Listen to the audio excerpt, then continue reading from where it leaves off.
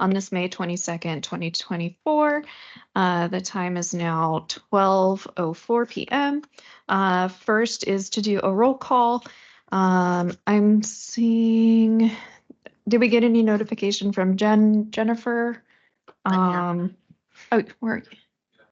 Oh, okay. There you are right there. Christy or Terry or Janet? Terry's running a few minutes late, and Janet said she was going to be virtual, and Christy was a question mark, and she may not be here because she was going to be on a plane. Okay, but they all submitted some sort of going to be late or something. Okay. Yes.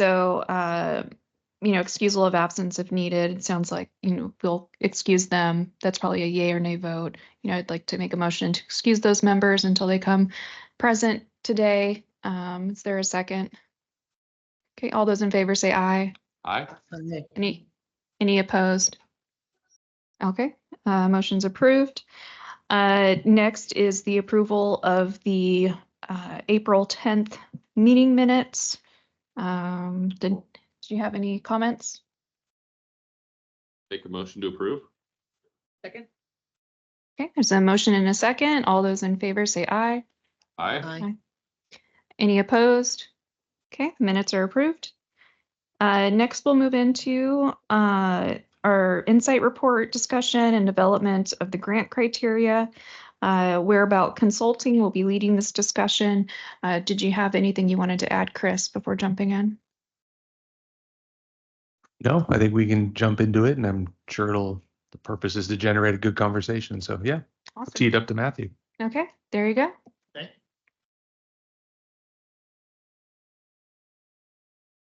Hey, thank you, Kimberly.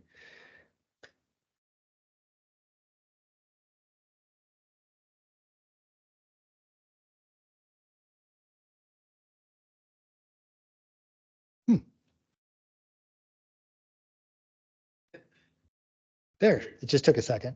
Okay. All right, so quick overview of what the intention is for today. I'm going to walk you through survey results. I'm going to talk you through some themes that I pulled out both from the survey and from the conversations I had. I had 5 conversations with various folks, some of you. And then we're going to talk through some potential scoring criteria, both on the direct sort of ROI side and also on what I would think of as the multiplier side. What are those sort of bigger aims that you're trying to accomplish that you might want to use for scoring criteria? So part of this is a report out. Hopefully it's conversational as I go through this. Let's make this a conversation, ask questions, share observations, that sort of thing. If I'm only talking to you for the next 20 minutes, I'll be very disappointed in you all. So let me jump in.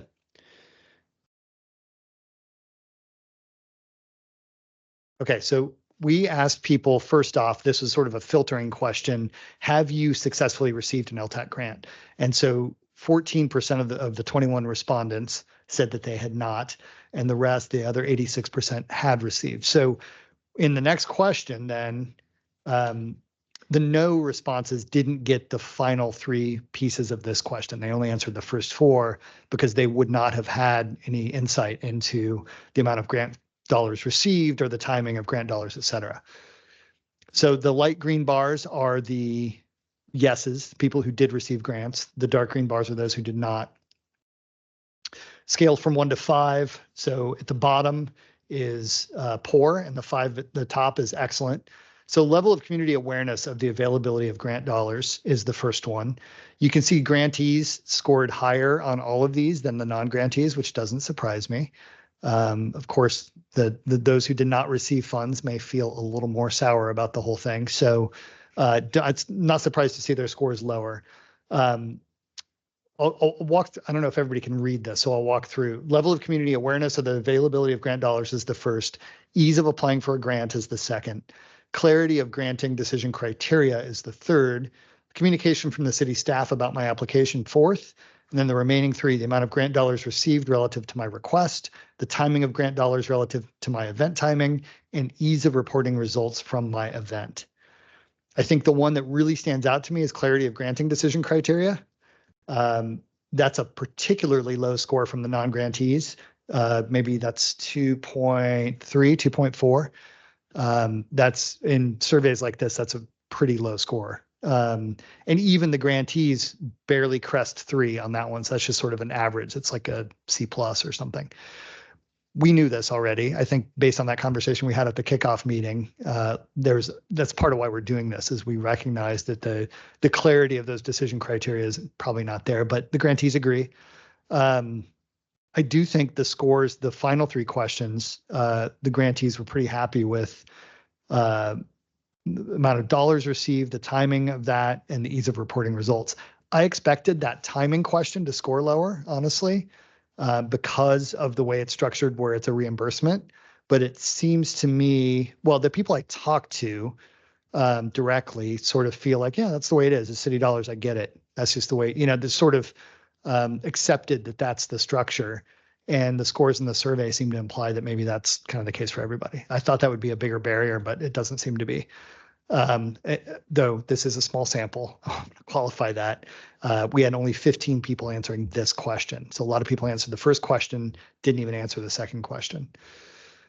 The other thing I guess I would point out is the disparity in communication from city staff about my application between the grantees and non-grantees. That's a pretty big gap there. And I'm not entirely sure what that's about, but it's a full point gap.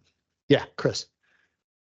I think we mentioned this last meeting, but just as a reminder, this survey got sent to every applicant from what was as far back as we went, 2017 to now. That's where we had data. That's where we had contact information. So that was the world of who this got sent to. And I can't remember how many, if 100% took it, how many that would have been. But Yeah. And there were also some emails that obviously like the people, they don't work for that organization anymore.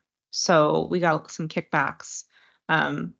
So I forwarded it to, if they had in there, please email this person, I forwarded to them, but they may not have, since they probably didn't participate, they probably didn't have anything to say. So I would guess we can get you the exact number, but it's probably a world of like 60 or 70 applicants. So yeah. So in that case, we got about a third of them responding, which is pretty which good. is actually pretty normal. That's pretty good. That's pretty Yeah. decent response Yeah. rate. Yeah. Okay. Any other questions, insights about this one? Is this any surprises in here for anybody besides me?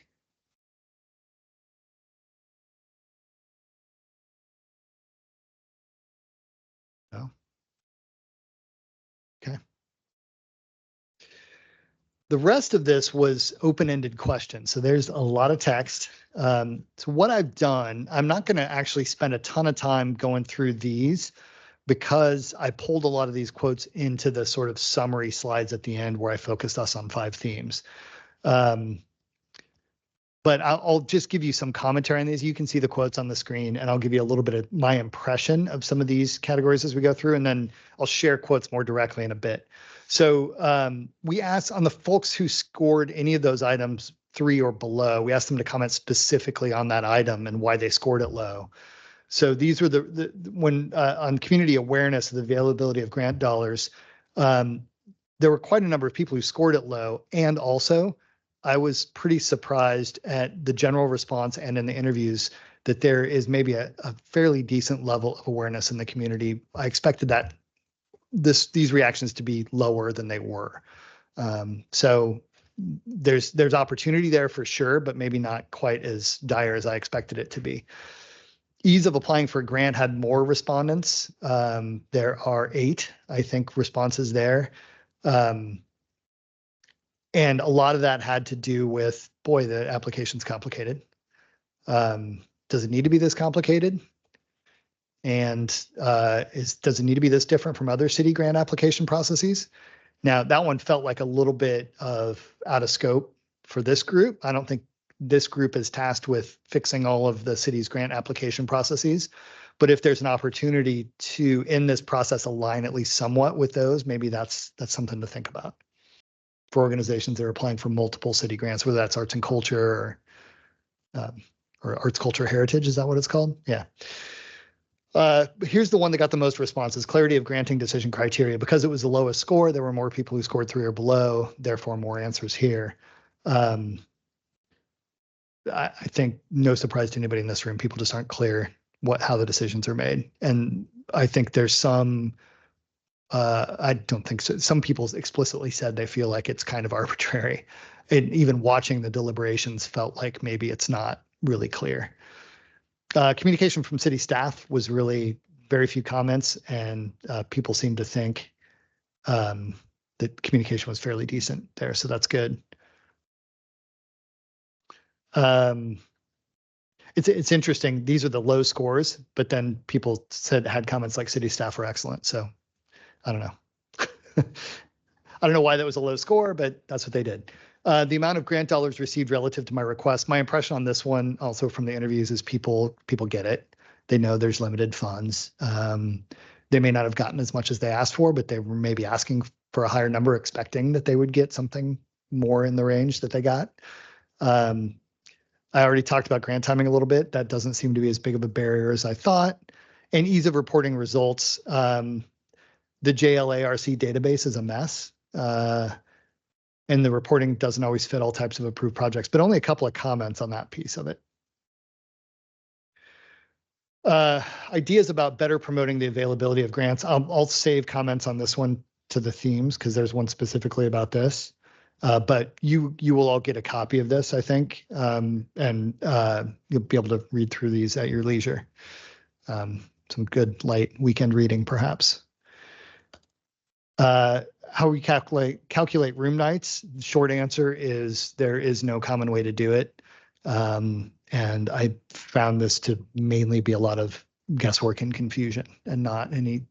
There was one, and actually, Cliff, this is kind of a question for you. There was one person who said, and maybe it was on the next one for the non-lodging impact, that they get reports from Visit Vancouver. And what would that be? Do you know? That would likely be pickup reports for contractual room blocks. It might be like 4 days of Aloha is an event that we have on an annual basis where they secure rooms for performers and things like that. But okay. Yeah, but we're not currently providing reporting for events outside of that type of arrangement. Okay. Yep. So maybe that's what that was then, something like that. Yeah, that was surprising to me. Oh yeah, it's this very last quote on this page. We received a report from Visit Vancouver. So lack of clarity on how to report room night impacts, even less clarity for how to do any impacts aside from room nights. In fact, some of these quotes just kind of talk about room nights again. So I think there's opportunity there to either provide tools or better direction to folks on how they might think about calculating those things. Again, we talked about this at the kickoff meeting. This isn't a surprise. And likewise on these quotes, I think I will hold my fire for, because these mostly got filtered into the 5 themes that I've got here. So let's take a look, actually. Here's the 5 things I think it boiled down to. Streamline the grant application process. Yep, that's what we're here to do. Clarify and refine the decision criteria, build awareness of grant opportunities, strive for equity and fairness in event funding, and focus on tourism impact, but play the long game. And I'll talk about each of those in a little bit of detail here. So streamlining the process, just a few quotes here. There's a lot of estimation needed. It would be helpful to be directed to tools that would help with those estimates, such as most acceptable census data and most recent tourism stats. Online application was okay, but seems burdensome to list board member tenure at a beginning phase of the process. Is that necessary? Consistent calendar for when applications will open every year.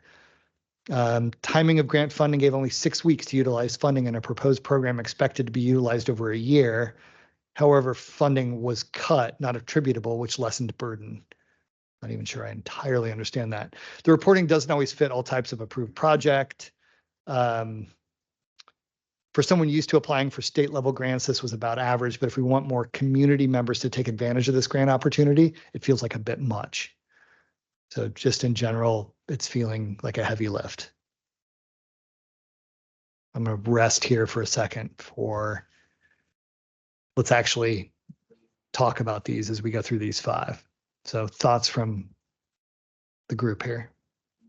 This is Jennifer. I have a thought from a couple slides back, or not a thought, a question. Yeah. Because it is uncomfortable at times when the applicants are in the room with us and we're discussing it. I know City Council has open forums for the public. Is there a way we can have discussions in private after they've submitted and presented their grant request? It's because there was a comment a couple slides ago saying that we didn't appear to know what we were doing or what the criteria was. And I think some of us hold back our thoughts because they are sitting there and we don't want to be offensive or hurtful to different applicants. Gotcha. This is Jonathan. I'll weigh in from the legal standpoint. So the LTAC is permitted to have executive sessions to discuss legal questions, but your deliberations on which recipients should receive funds should be open and transparent to the community. I think some of the framework that is being discussed, though, is hopefully making those conversations more comfortable from an objective standpoint, that there are objective measurables that you're scoring and rating. So I hope that helps. Yeah, I think that will help. That may neutralize it. Yeah. Yes, Steve. I think part of streamlining this process too will make it a little bit easier in that I think, typically in the past, each of us have gotten a packet, right, to review prior to, and we all kind of grade things differently. And so if we're looking at a standardized thing, not only will it make it easier for the applicant to know what we're looking for, but then each one of us as we're deliberating, I mean, something that I think might be a good use of the funding may not be scored similarly if we're all doing it independently, but if we're all using the same thing. So I do think that that'll clear up a lot of this. I also am wondering if there's a way that we can utilize like a standard calculation because I'm reading like this last one, guesswork on required numbers. I don't know that we need statistical experts to help folks along, but if we give them a standardized calculation, like here's our on average spend for a guest that's staying in town versus somebody that's just traveling over for a day, that might help them with some of their calculation. And not to put Cliff under the microscope here, but I think you have some of that data that you could probably share with the city.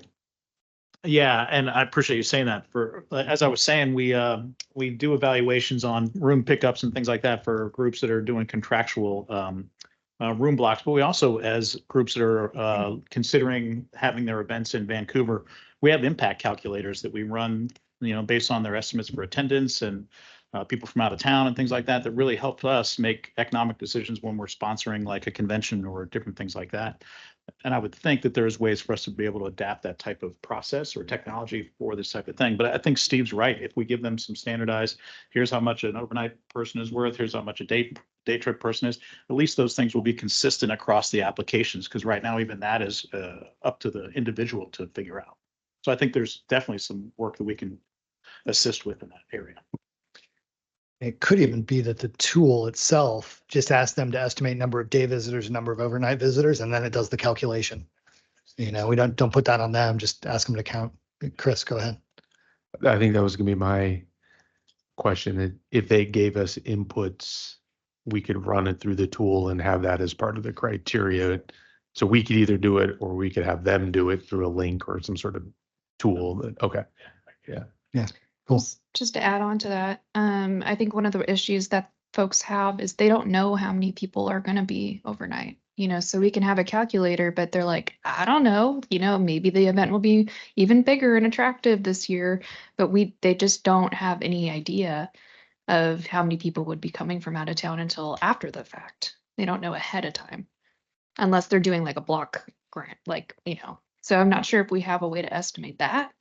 That is a very important distinction, the difference between people that are doing contractual room blocks and not. As an event organizer, that is a very, very large ask of somebody to be able to take the financial burden of saying, I need to hold 100 hotel rooms for 2 or 3 nights because hotels will charge you if they don't get full. And so a lot of event organizers are kind of putting that room decision on the individual attendees, and that they're making their own choices and things like that. So what you're touching there is very important for us to make sure that we iron out. Terry. Thank you. All right. The other thing I would say is that, I'm in the Vancouver Downtown Rotary Club, and I saw one of the comments that said, "We know we have room nights." I'm like, "No, you don't." I'm even on that tree lighting committee, and there's nobody staying in hotels for that. I mean, there's people that have come to town for Thanksgiving because we do it the Friday after Thanksgiving. So some people just assume that they have room nights, and I'm like, we're not producing room nights for that. So I mean, we're asking for comp rooms for kids to change in at the Hilton, but we're not producing room nights. So I think that sometimes people have a perception that they're producing room nights when they're not. So, Casual observation, looking at the applications, and I know you guys do too. I think there are some, there's a lot of estimating going. I think they assume they're having a bigger impact than they are. I'll just 150 room nights, and I'm like, not quite sure on that one. So I think one of the things, I think where this is leading is some sort of guidance to help them determine it.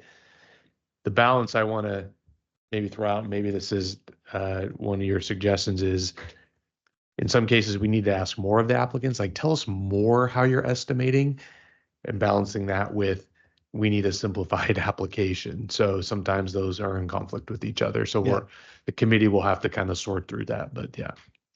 I agree with you, Chris. This is Steve again. I think one of the things that was brought up, I believe on our last meeting, and some of this criteria was asking maybe on the grant process, even if it's a new event for here, have they done this somewhere else and what was their experience there? And that could give us a little bit of insight on what that would potentially mean for us. And although it won't be apples to apples necessarily, it can give us a good idea. Or some sort of a requirement to have them track events after the fact in a specific way across the board, which would be consistent too. Maybe we have some sort of a post-event flyer that these folks have to give out that have events that get funding that would ask them, where did you stay? What was your experience like? You know, that these type of questions that would give them numbers, maybe not necessarily for that past event, but maybe in the future, if they come back for something, they could then utilize that. And I also think to some of the other comments in Jennifer's as well, that if we get the application, the proper information, the application, there were several times in the last few years that legal did have to be consulted during the granting because it just wasn't clear if what they were using it for was going to qualify or not, or then we may have been to the point, well, could they switch this expense, which would have qualified, you know, like trying to help them, which made it look like we didn't know what we were doing when sometimes we didn't, and sometimes we were trying to help, but we didn't always have all the information. I mean, even they would get to us as approved, and then we even awarded one that didn't end up qualifying in the end. So if we can, you know, vet that before we get to that point, I think that would help too.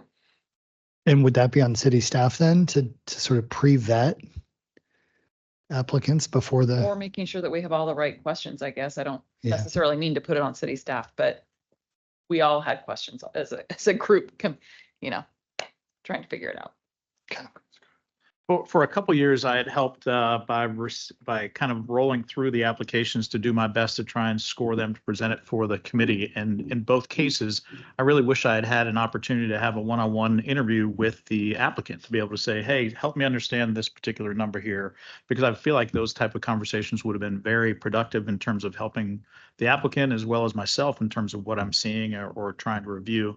And I wonder if there's not some sort of that would be a timeline type thing as well too, but I think that might be something to consider. To build in a one-to-one conversation. I think, because I mean, the applicants are also coming here to do a 5-minute, you know, song and dance or whatever type thing. Right, And I don't know that time is when we're able to kind of get to the idea of tell me about how you're estimating room nights and things like that. It doesn't seem like that would be the time for it. I don't know. Right. Do you have something, Terry? No, I think Jonathan's gonna. Sure. Just I like where you're going with this, and as you work to start formalizing concrete criteria, to Kim's point that, you know, to the extent that your estimated attendance is one of the features that you're looking for, if people get, I'm putting on my cynical lawyer hat now and saying, if people get wind of the fact that their estimates may drive the question of whether they're selected or not, you may need to dial down and get more specific with what's used to actually calculate that. So somebody's history, you can't inflate a prior event by 500% and say, well, it's Vancouver. And similarly, I know Chris will tee up for probably a future discussion, some of the legal parameters around laws around what allowable expenses are. But just to keep in mind that heads and beds is one of 3 criteria that proposers can use. People traveling from outside of the state or more than 50 miles away are the other 2. So To add on to that, I wonder if maybe there's even, and the application could be kind of not split in 2, but rather certain questions if they're a reoccurring event. So like then you could ask, hey, how many people attended your event last year? You know, so there's no estimation. It's just like how many people attended it last year, and then maybe there's a question of how do you plan to increase attendance this year? And then for new events, instead of asking them their expectation, it's more worded, how many attendees are you planning for? Because that's a different question, right? You're only going to buy so many t-shirts or so many whatever it is because you're planning for a certain attendance.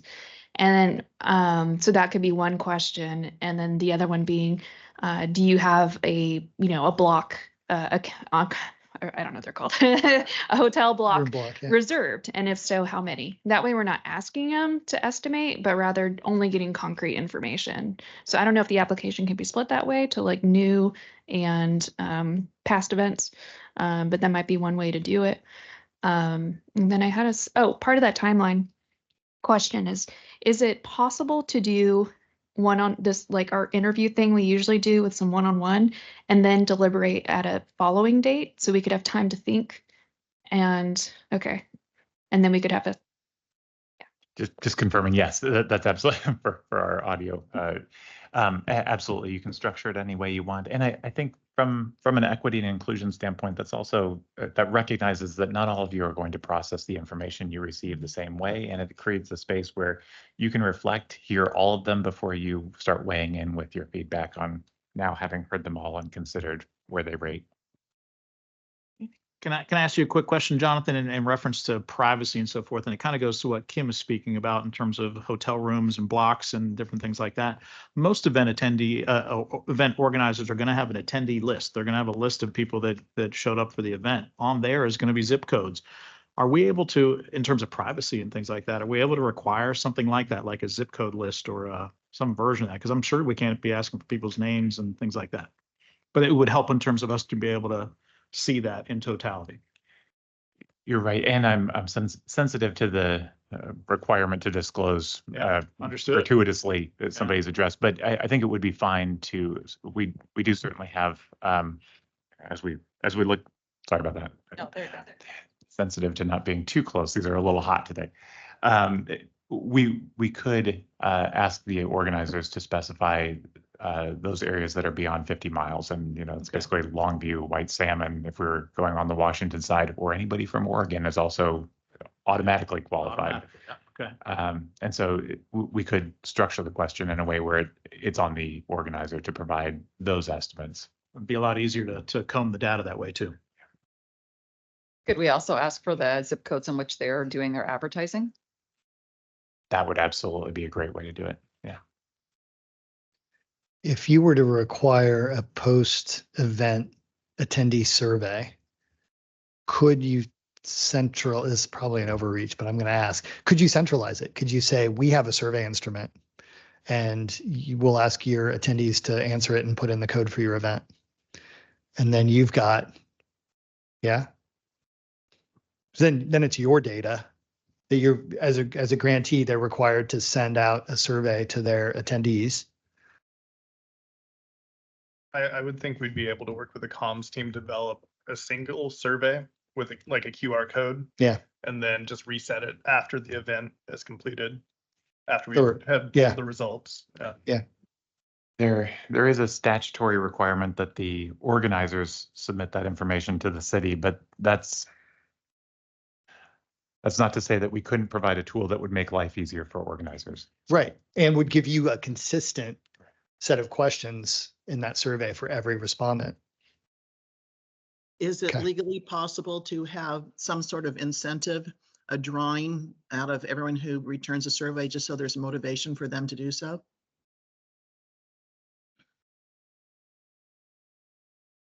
That's interesting. So it is. That's a close enough call. I'd want to give it a little bit more thought before responding definitively to that. It's a great question, and I definitely I see the municipal purpose that's implicated. It's just the rub between fulfilling a statutory requirement that's already specified directly in state law and having an additional incentive out there. But I really like the question. Let me give it a little bit more thought. Okay, great. Thank you. Maybe part of them, that requirement is they are required to put the QR code at their event, right? So that's kind of like a requirement. And then the only thing I would add on to that would be, it would be at the end of the funding year, everyone from every event, rather than trying to figure out a winner for every single event. So we could just make it simple. Rather than just like a bonus or a giveaway, could we maybe look at making it a part of our grading tool? Like if somebody is a returning thing, they get a higher mark if they have meet a certain percentage threshold of responses. That would. Oh, I see. Incentivize the event promoters To help to people. drive. Yeah. But And if that's your data, that- if one of your data sources is your actual responses from the previous year, that's actually being built in. Is the organizers will get wind that, oh, next year this is how you're going to score me, is based on how many people submit their post-event surveys. So We want to be careful though. Well, maybe not. I say just because the idea is to get more, new events and get events going. Back to Kim's point earlier, I guess making sure we have the specific questions outlining how they're going to improve or what they're going to do differently to grow the event with the funds, instead of them thinking it's just an added, they're more likely to get the money just because they did it. Well, I think we were talking about putting in also a multiplier if it's Yeah. the first year, second year, Yeah, third year, I agree. whatever on, and have it. Yeah, it may be in conflict with the idea of weaning events off of this funding eventually, right? Because then you're getting successful returning events are going to score higher for the survey, but you'll score them lower for, I don't know, something to think about. I like the idea, but Well, yeah. Terry. the other thing that I would worry about is the reason safety bingo isn't encouraged in many businesses anymore, because people don't report things, right? So that you don't get in trouble. Do you have to do the opposite where, hey, Uncle Cliff, will you fill out my survey even though you didn't come to the event? Hey, Sister Carla. Hey, Brother Steve. And you get people filling out stuff just as an incentive because they know it's going to help them in the rankings, that you get dishonesty, that people, are filling out the survey or sending the QR code to everybody and anybody. So I would hope that would be a limited number, like if an event is attracting 1,000 people, let's say, maybe 20 of their friends and family fill it out, the margin of error hopefully wouldn't be too significant.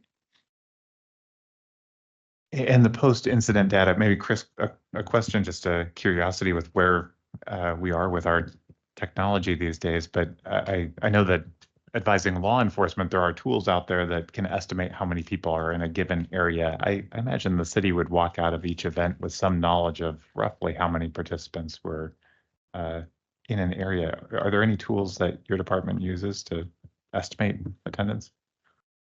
Not directly. Parking may play into a consideration like that. I mean, we do have a question in the application, I believe, that says, what is your methodology for estimating attendance? Now that's pre. And some have said, oh, we fly a drone and take a picture. I think I remember reading one of those. That's clever. Others have tickets, so they're obviously much more accurate, those types of things.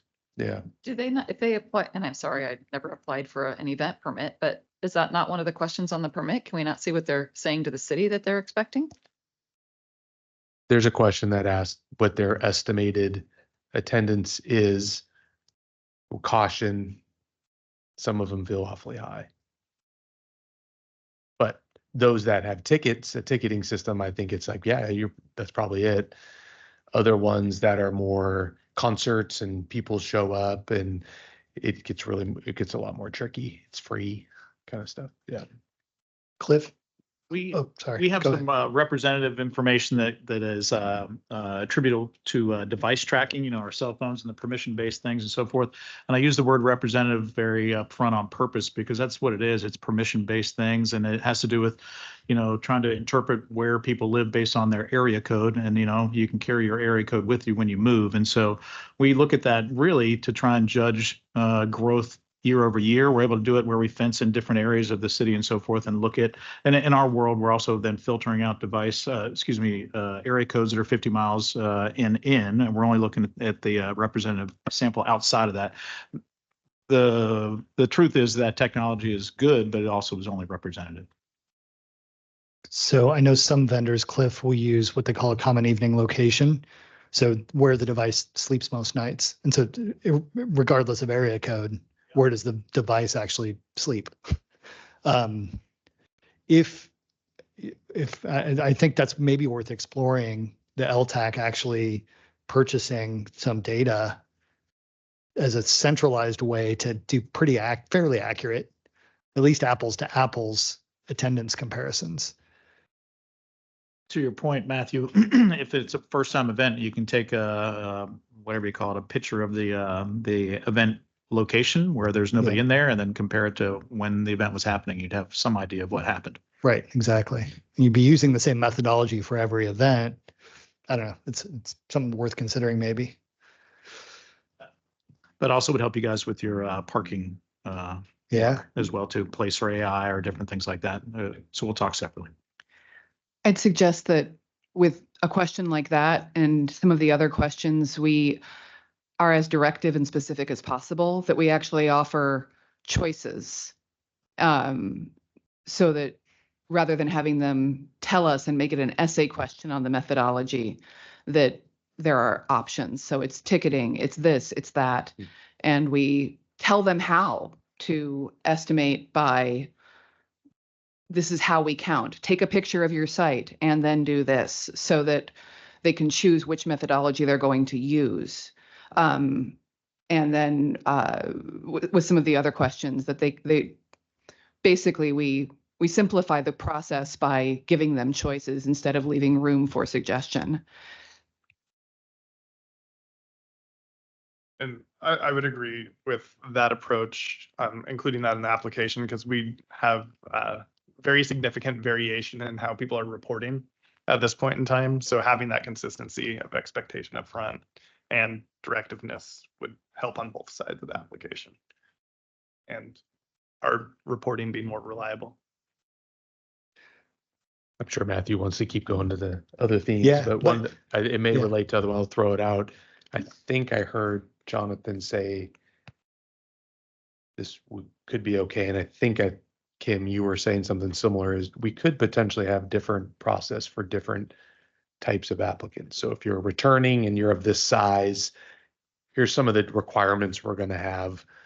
And you'll likely end up with a bigger award because of the size of your event. But if we're trying to incentivize emerging events or events in areas of the city where they haven't traditionally had them, our criteria may be a little bit more loose, but maybe it's like, but the awards are capped at $2,500 to help you get going. We hope to see you grow so that you qualify for one of these more established, we would like to see you become an established event, bigger, that you have more capabilities. Maybe something for us to consider there. Can the LTAC grant have tiers?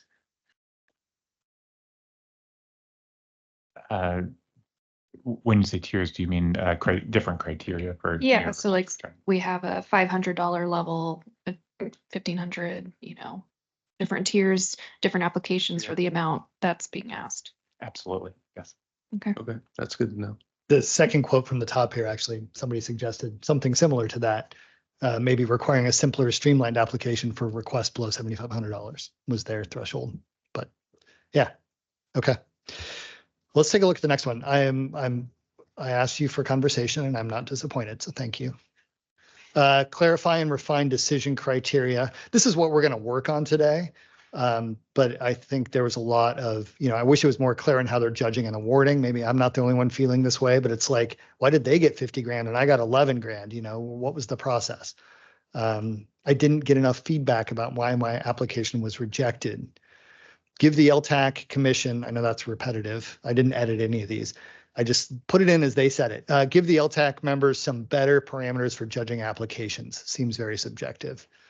I'd like LTAC to be an event incubator and to find a way to clearly deprioritize repeat events. Over time, these grants are designed to introduce new events into the community instead of providing an additional funding stream to establish repeat events. And there's another quote up the top right there. This is to get somebody kickstarted, get the event going, and then become self-sustainable. So that's one of those criteria. We talked about that a fair amount at our kickoff meeting. Any comments on this theme? Thoughts? This is what we're going to work on in a few minutes here. So maybe. It strikes me as several places in your responses, the applicants are very frustrated with how we are deliberating in this room and the idea of it's a little arbitrary and so forth. So I think this is a really good theme to narrow in on. Yeah. Yeah, I think to Carla's point, some of what may appear to them as you not having your ducks in a row or you not being clear is actually you trying to figure out how to navigate in a way that you can help them. But the optics from the applicant side may not be working. I have a really important question. Is there any plasticware for the salads?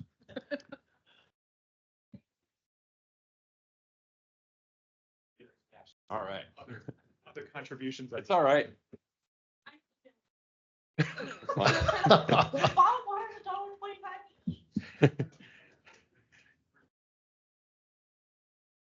Good reminder, if you haven't gotten lunch, you can feel Grab free a to get lunch. one. I'm making an assumption that once we have these more refined criteria, that we would probably actually include those in the application. So it was very Mhm. clear, this is how, it's kind of RFP process, right? Here's how we're going to score you. I think that's probably, yeah, okay. So that would hopefully answer a little bit more of these questions of, at least I know how they're gonna score. They may not agree, but they know the criteria. So, Right. okay. Right. I also think that's gonna help, like the one that says they want 25,000 for an event in 6 days. Some people did know the timeline, but us talking about maybe doing more than one application period during the year would help with some of that, because there was only one time for them to apply. Their event may be in 6 days. The Yeah. other thing I think that we saw, like where I at 50, I got 11. We saw a lot of the repeat events asking for a lot of money that should be the ones that we should be tearing off. Yeah. From speaking from some of us that were here doing some of it, or for myself. But I think that's where people assume just because they have a big event that they should still get all this money, when really they're not changing or adding anything that would justify the means to have such a large grant awarded again versus trying to help more people get events going in different areas of the city as well. And so I think having that criteria spelled out clearly will also help with some of this misconception of how things are being divided. And in all honesty, we have, divided up the money amongst many that none of them were great applicants at some certain points. There were a couple really good things, and the rest, it was nothing really stood out. So try and help everybody. And if there's a better scoring system, it would help that. But let's keep moving maybe, because we are going to spend some time on this one. Build awareness of grant opportunities. Some folks feel like if you're not in the know, like most grant programs, you have to be in the know to receive information about these. Orgs who receive the grant annually to service their fee-based events, income yielding events, are probably the most aware. Even though I had applied and received LTAC grant dollars, I didn't get notified in time to be able to submit an application in subsequent years. It seemed like I heard about it at the last minute. There were a couple of people who sort of felt like they didn't get the heads up from the city. I think that organizations that are eligible for funding don't know that they're eligible because there's not great communication saying this can be used as a way to expose your organization to a group of people who are other than Vancouver residents. So I think this was a person saying there are some types of events that just may not understand that they could be attracting people into the city and therefore be eligible for these, and might not be on their radar. They might be applying for arts, culture, and heritage grants, but not understand that actually could be eligible for LTAC dollars too. A couple of people really thought working with the Chamber of Commerce. Somebody mentioned the nonprofit pod. I think I got that right. as ways to spread the word, and also Visit Vancouver as a way to spread the word about this. Any thoughts or comments on this one? I think we'd already established that the lack of communication and getting the word out to the community was one of the big touch points that we needed to focus on. Yeah. And I know having had conversations with our city communications team, they are eager to be helpful in sharing opportunities and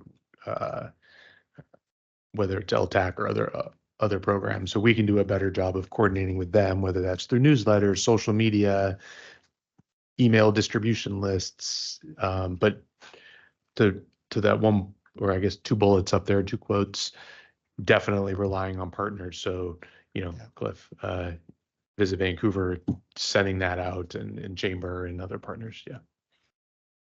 And what? Time.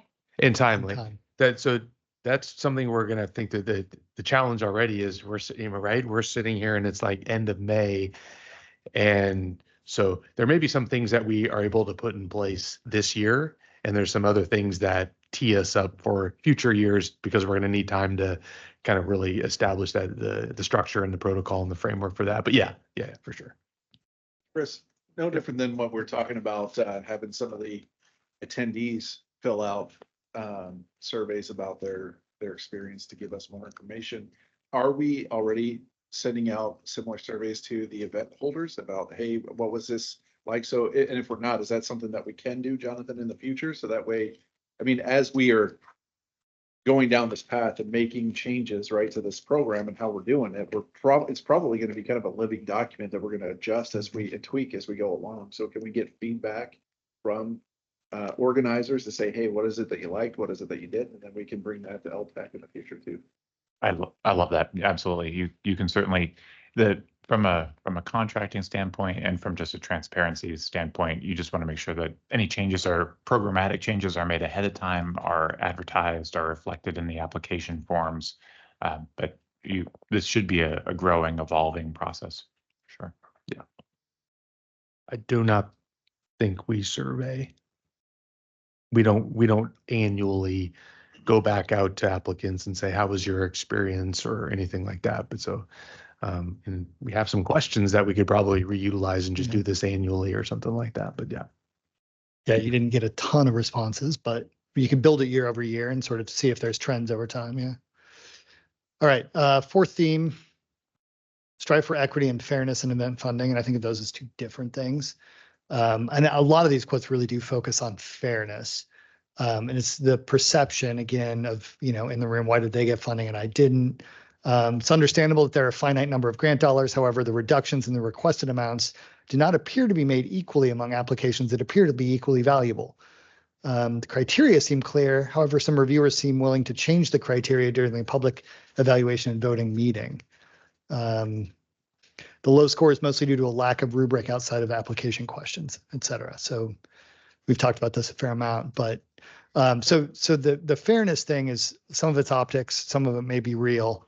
I think the equity thing is maybe, and we talked about this as one of the things you all wanted to, because it's a city priority, and you want to align this to city priorities, thinking about how these grants may help support, for example, cultural events from historically underrepresented communities, right? Do you lean into equity in that way where there's one of the multiplier questions maybe that you have on the rubric is, is this supporting communities in Vancouver that have been historically underrepresented in these kinds of things? It's an open question, but I think this is where that comes up. And finally, focus on tourism impact, but play the long game. So yes, room nights this year, very important. Also, does this build community capacity for visitation? Does it start to build a critical mass that will drive general visitation and not just this event visitation? Because I think ultimately that's the win, is to build a more robust tourism economy here and not just have this one event fill hotels for one night. or something like that.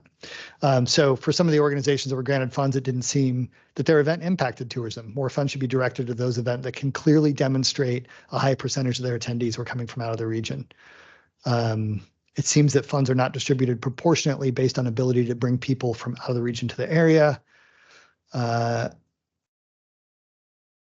A couple other quotes here. I mean, I can't tell you how many times the board is talking about, in general, I think the board means you and your committee, not a board, but well, this is a feel-good thing. That's great. I'm sure there's other mechanisms within the city funding for feel-good projects. And I look at it as broad-based community development. I do think that there are events where there is a possibility that people drive here for them. Then I think that is interesting because I'm interested in day trip visitation, even though the hotels may not be.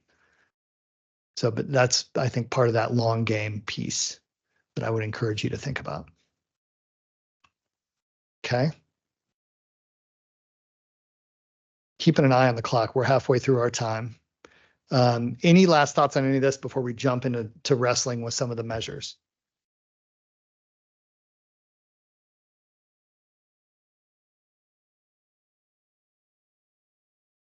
Okay. Everybody's eating now. I do have one comment. Yeah. The comment down there at the bottom right, I look at the broad-based community development. I think that really is an interesting sentiment from the applicant's standpoint, right? Where they're saying, I understand the value of day trip visitation, but these grants do not. And it's, I mean, at the very heart, these come from lodging taxes derived by overnight guests and so forth. Right. But the applicant doesn't care about that and doesn't need necessarily to care about that too. I'm not sure how we connect that. Yeah, it's a difficult one that I'm thinking about where it's, playing the long game and thinking about the potential of an event because they're supposed to be kind of an incubator, but then also measuring people based off of their overnight stays. But it's kind of, it's like if there's a bunch of overnight stays for your event, you're probably already an established event, unless it just, for a first time event. But then so it's this careful balance that I'm frankly uncertain how we evaluate that criteria and those differences that can happen, and how we figure that out. So it's a solution I look forward to finding. Yeah. And just to editorialize on that a little bit, Kim, I think imagine an event that was food and beverage based that was going to include 20 local restaurants as part of the event. It may get a lot of day trippers, maybe a lot of Portland visitation, but you're supporting that piece of the industry and their growth. And so finding a way to recognize that in your criteria, that yes, this one may not have as much overnight visitation, but it scores higher on building that tourism infrastructure that we need also. So finding a way to balance that so that they don't just automatically score at the bottom on no overnight, sorry, right? Yeah, so that's absolutely something that we'll be sort of trying to balance.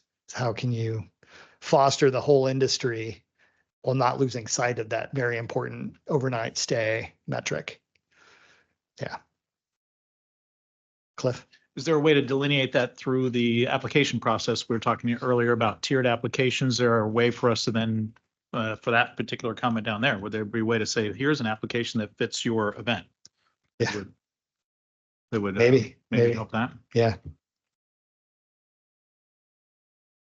And yes, you could certainly have different you could have different scoring brackets where there are, again, there's 3 different categories that each would qualify. So one is an overnight stay, one is more than 50 miles away, or one is beyond the state limits. So Oregon border. But you could weight each of those differently if that were the desire of LTAC.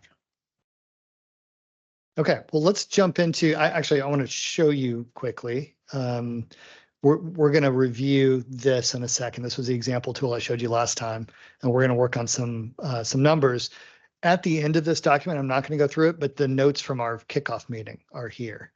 So when this comes out to you after the meeting via PDF, if you want to reference that, and all the notes from that first meeting are there. And we can reference them now if we need to, but I just wanted to let you know they're there.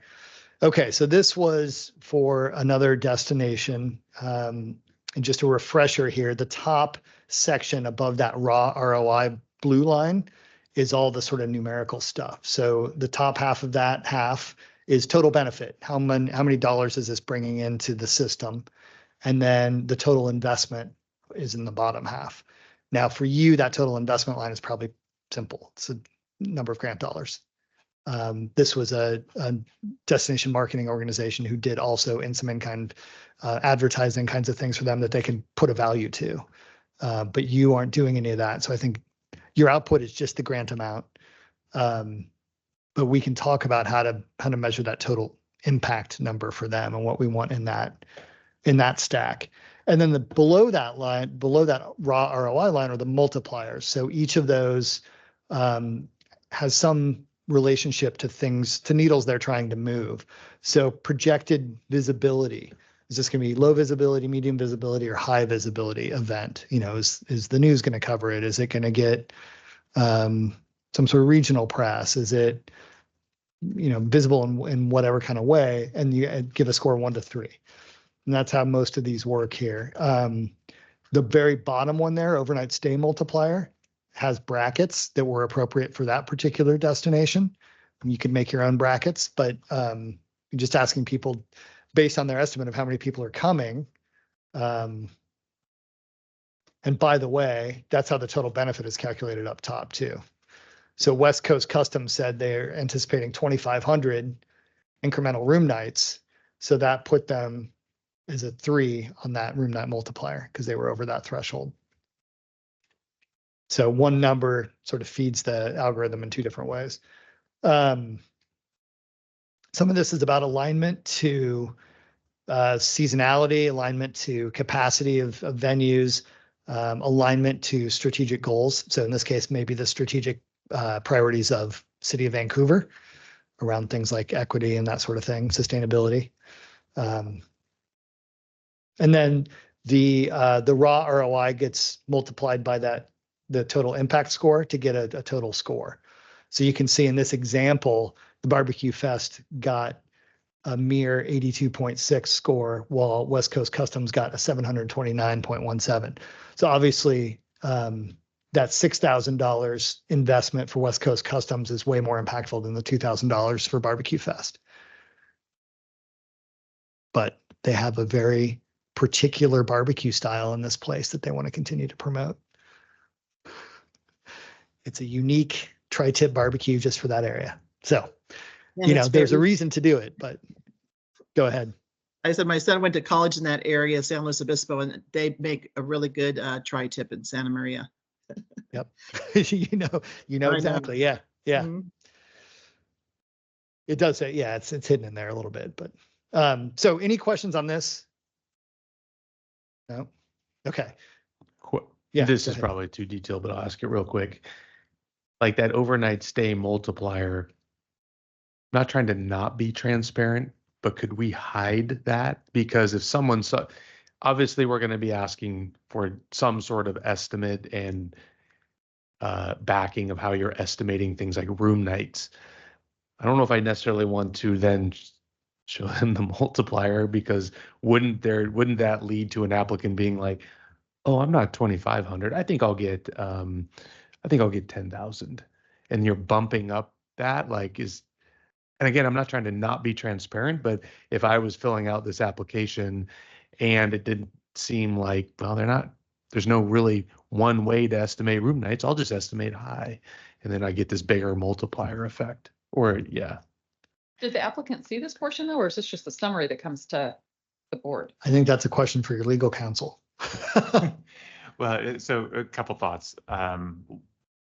One, I think some of our earlier conversations around estimates that are based on, rather than estimates, some historic data on what did you draw last year is going to be the best way to insulate that, because anytime you're asking people to estimate, it will invite that kind of optimistic projection.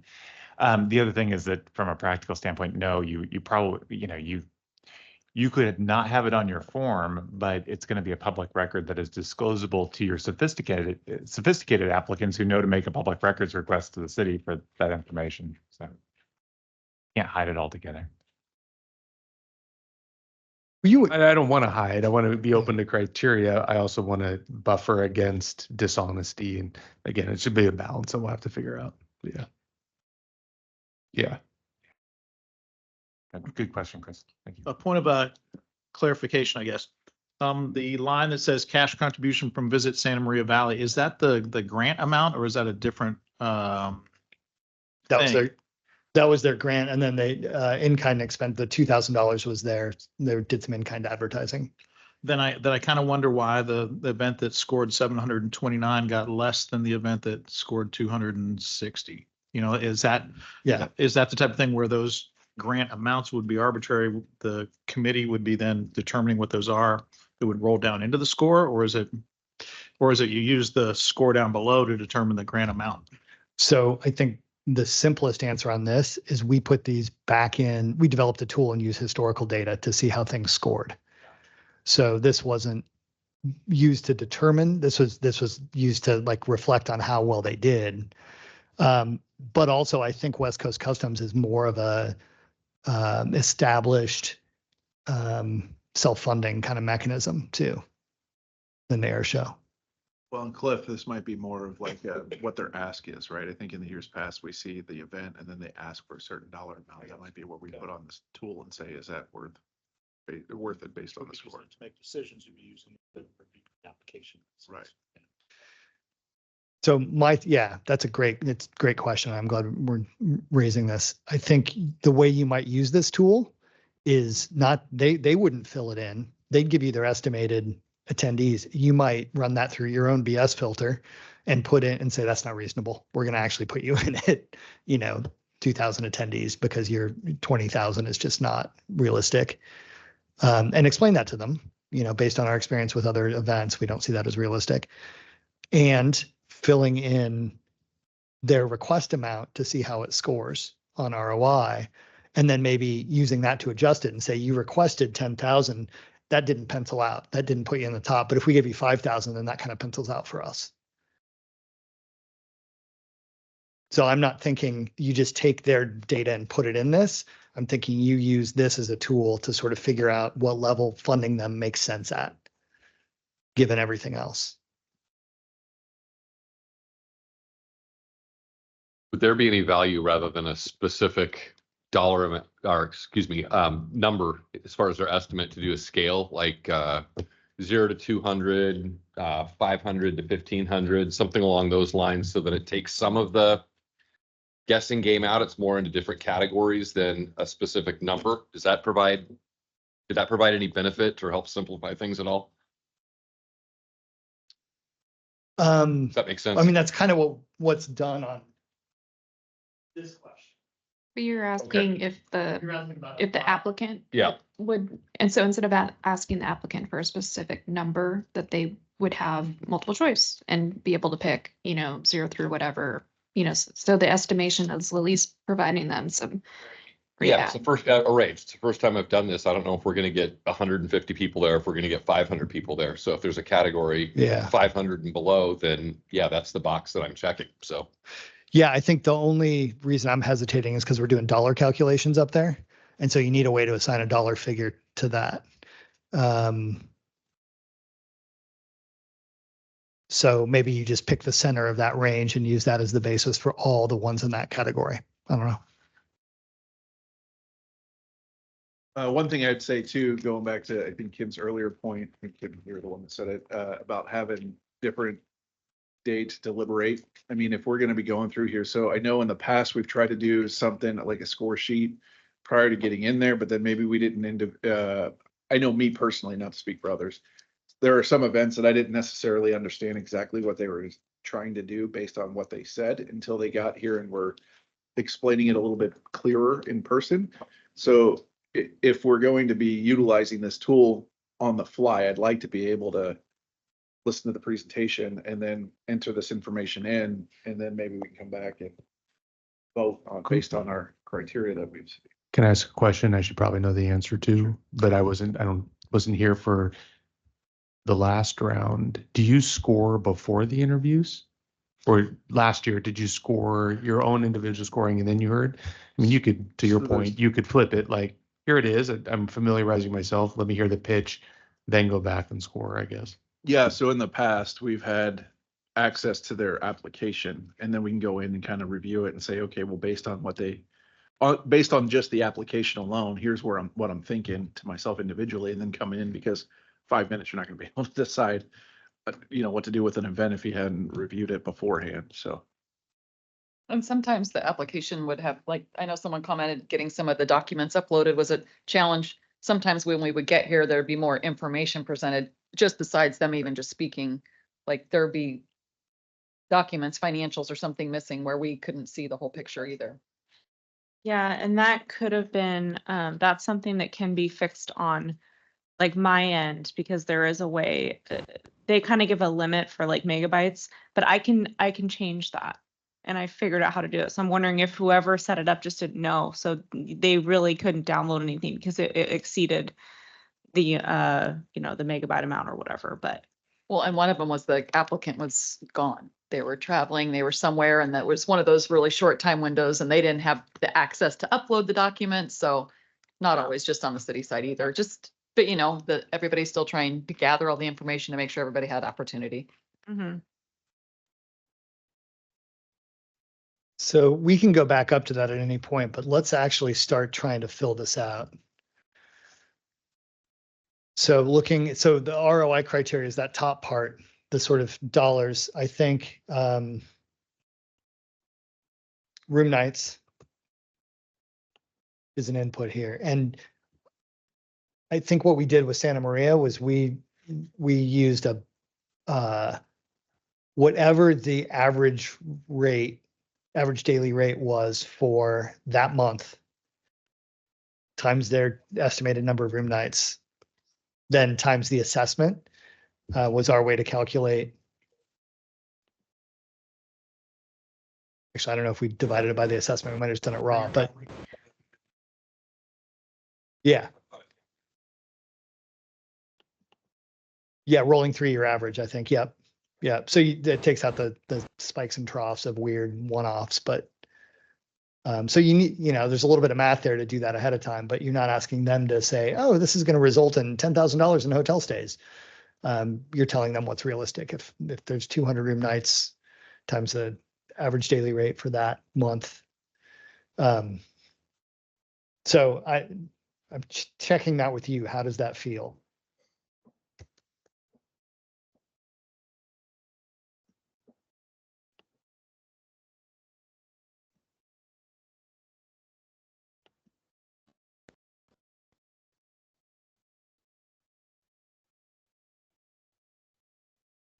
Not to get too far into the weeds for those of us in the room that aren't hotel people. I think, I think that's good. Keep in mind, based on time of year, and I know that this is gonna be a different criteria. Summertime here historically is higher rated, for the market than other times, but then we also have what's called displacement in the market, right? So if we're looking at a specific time where we know that based on other events that maybe Visit Vancouver is contracted with, the hotels, they might bring 300 people to the market, but there might not be 300 rooms for those folks. So it does absolutely nothing for us. No, because they might be staying in wherever. Yeah. Right. So this In should Portland. be a factor.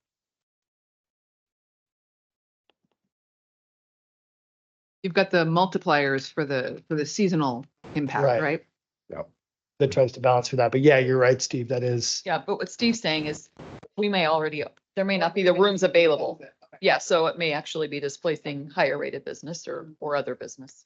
So on this, if we were just looking at this as the ROI, but for ROI, that's what we're going to be looking at. But, if they're looking at a peak time in July, it might be $300 average room night, but there's no rooms that we have. Could be $500. It's still $0 for it. So your occupancy maxes out in the summer, but to the point where incremental room nights caused by events would push outside of the city. Potentially, yep. I mean, potentially, but I guess what I'm asking is, do we know this or is this a hypothetical? Okay. Okay.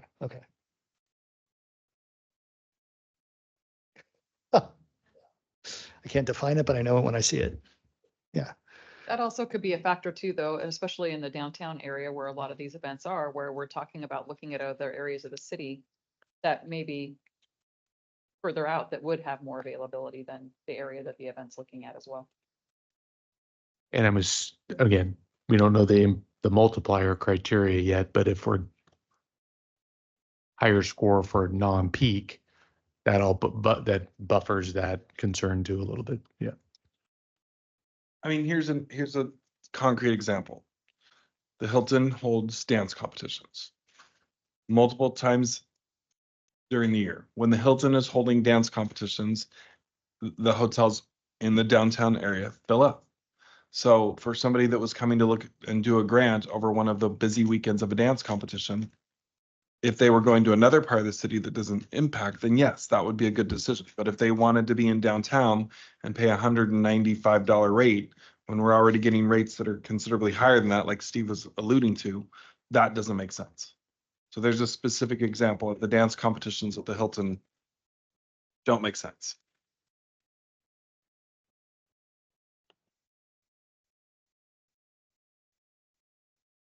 Mike? Would be room nights times your ADR.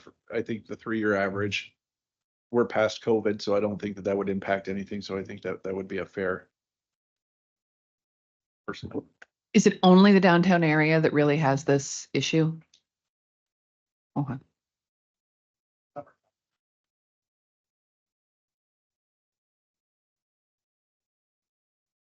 I was wondering about like a benefit that's solely for the outlying areas. Now, we're going to be looking at ADR for hotel properties, but that would not be inclusive of short-term rentals, correct? We wouldn't have that data for STRs. Right. But presumably that is absorbing some of the overnight stays for these events as well. Chris? Is the ROI that we're talking about here a financial ROI, or do we need to, because of the RCW, we evaluated on room nights, number more than 50 miles and out of state, or are you trying to get at, is the ROI a financial one? Because the only one of those three that you can easily measure financially is the room night one. You can't, it's hard to. Yeah. So I think I mean, maybe there's a legal question here, but the idea is it's bringing this much money into the economy. We're spending this much. So there's a raw ROI, but then we're trying to accomplish these other things. So we're adjusting that number based on those other priorities. I actually think this might be the entire ROI criteria right here. And then so that's the input, and the output is grant dollar spent, you know? I mean, the only other is spending within the city at small businesses. Sounds great. I have no idea how we would estimate that at this stage. That feels pretty sophisticated. Maybe it's sometime in the future, but I don't think we're going to be there this year. Or maybe we will. So I shouldn't say that. I mean, I do think that if you have an event that maybe brings in food trucks or other food vendors or whatever like that, you would be able to get the receipts from that, because that would be benefiting local businesses, right, as well, right? So if you've got, that could be a requirement of the event. If you're going to have 10 food trucks that you're going to put around Esther Short Park, I don't know if that's possible. I'm just making stuff up now. But a requirement in order for them to pick those vendors to be able to support that is that what is the economic impact?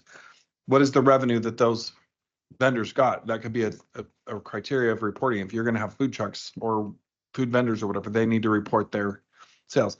Not for any other purpose other than economic impact. What's the other thing is if we have to bring porta potties in, like Vancouver Symphony Orchestra is does their event and brings in porta potties. There's an economic impact. Somebody had to pay for those, right? So there's an economic impact that then multiplies out. So I think if you look at expenses that they're spending, you can ask the organization, tell us what your expenditures are. And then, if they're spending so much to this and so much to that, that's revenue that has an economic impact that has a ripple effect that goes through the system.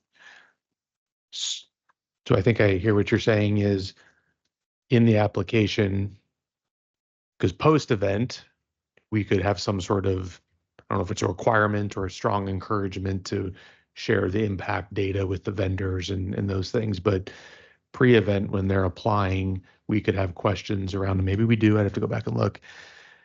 How much do you anticipate spending on local within the city of Vancouver vendors? And have them kind of share those estimates in advance, and that can then contribute to the financial ROI calculation. Is that kind of what you're saying? Yeah. Yeah, I mean, kind of like, I mean, if another example, if you're hiring if you do an event at Fort Vancouver and you know it's going to be busy and you're going to hire a local security company and there's Right. impact Yeah. there. Mhm. Right. And then I think there's even, I mean, I know the other GMOs and Cliff, I don't want to speak for Visit Vancouver, but there's sometimes that economic impact calculator that you're talking about takes a percentage and figures out.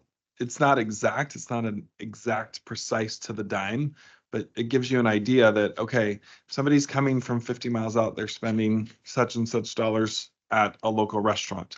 They're spending such and such on parking. They're spending such and such on retail. And so, and those estimates tend to be pretty low in my experience. Yeah. So anyway, there's other impacts that, again, that calculator that we talked about earlier that Cliff said that he could help offer, I think that would help us in some of this decision-making process. Yeah, Chris, this is what I was talking about earlier, where we could maybe come up with a specific calculation, right? Based off of numbers that Cliff can provide us with. Here's the economic impact on a room, somebody that's staying in a room here. Here's somebody that's maybe traveling for the day and what the differences are. And that way it's the same across the board. Instead of asking somebody what they think they might have or not have, it'll be just the same. Yeah, that's what I was going to comment as well, is instead of asking them how much, we use our best guess, utilizing what Visit Vancouver knows and break it out exactly like that. And they just put in numbers for planned, number of people from those different regions. And then another one would be hitting on what you were mentioning about total economic impact, is maybe they tell us their complete budget amount, because anything outside of what is granted by the award is economic impact. So if they're planning a $120,000 event and we're granting them 10, then that's $110 being put into local businesses, people, and everything else. That's the expenditure for that event. The current application does ask them for their total budget for the event, but maybe we need to break it down more by category so we know what's actually going back into the city instead of what's being purchased elsewhere.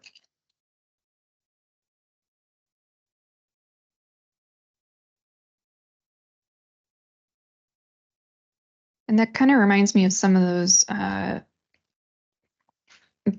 potential requirements we were considering, about like purchasing local, if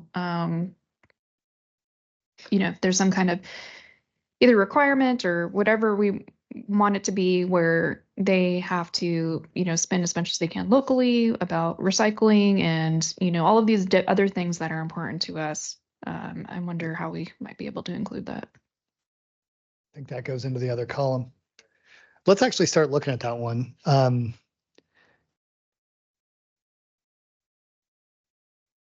Local procurement. That's just Okay. City of Vancouver vendors, like formal vendors that they bring in to put on their event. It could be food trucks, security, porta potties. Who knows?